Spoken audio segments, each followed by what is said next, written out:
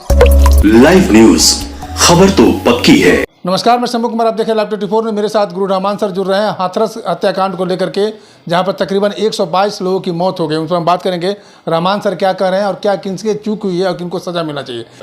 देखिए, एक तो बात मैं बता दूं कि सत्संग बहुत अच्छी चीज़ है, क्योंकि सत्संग में संस्कार की, संस्कृति की और ये आपको कहिए कि हमारे पुरातन संस्कृति के बारे में चर्चा होती है। लेकिन इस सत्संग के आड़ में पता नहीं कितने बाबा हो गए हैं, और उसी तरह देखिएगा इस्लाम में कितने मौलवी हो गए हैं कि लोग लड़के आदमी को गुमराह कर रहे हैं।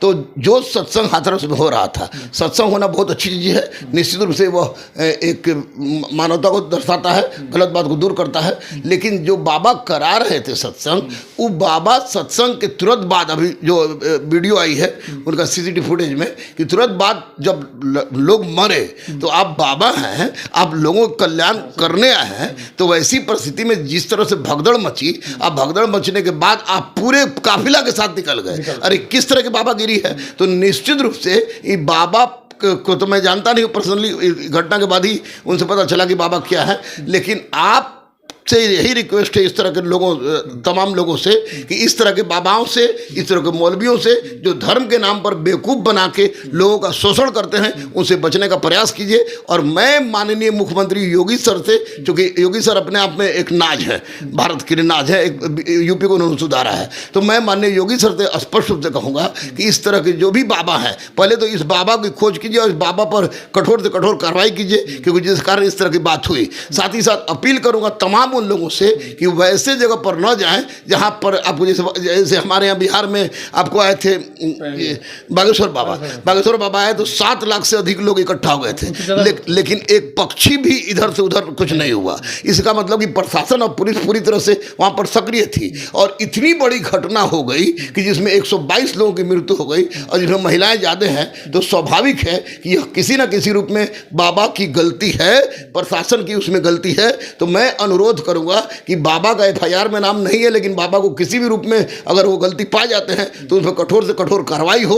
और लोगों से भी अनुरोध करूंगा कि आप बिना जाने समझे कहीं भी पहुंच जाते हैं धड़ल्ले से, तो उसको दूर कीजिए और इस तरह से बचिए, क्योंकि ईश्वर सबके आत्मा बसता है, और ईश्वर आत्मा बसता है, और आपकी हर समस्या का निराकरण आपके घर बैठे हो सकता है अगर ईश्वर को आप दिल से याद करते हैं तो निश्चित रूप से इस तरह के तमाम बाबाओं पर कड़ी से कड़ी से आपको सजा होनी चाहिए।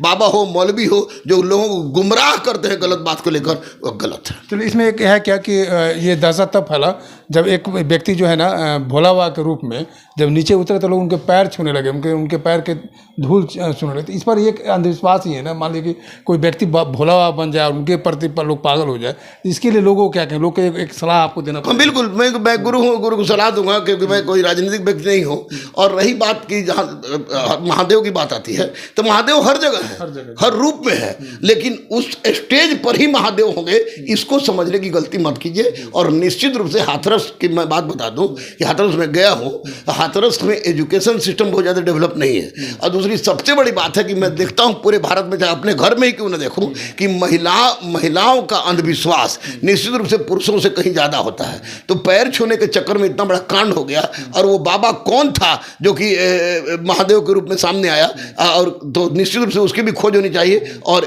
कठोर से कठोर कार्रवाई होगी। और मुझे पूरा विश्वास है कि योगी सर कठोर से कठोर कार्रवाई करेंगे। चलिए, तो आपने गुरु रहमान सर को सुना हाथरस कांड को लेकर के, कि जो भी व्यक्ति भगवान पर विश्वास करते हैं या अल्लाह पर विश्वास करते हैं, आप विश्वास कीजिए, लेकिन अंधविश्वास मत कीजिए।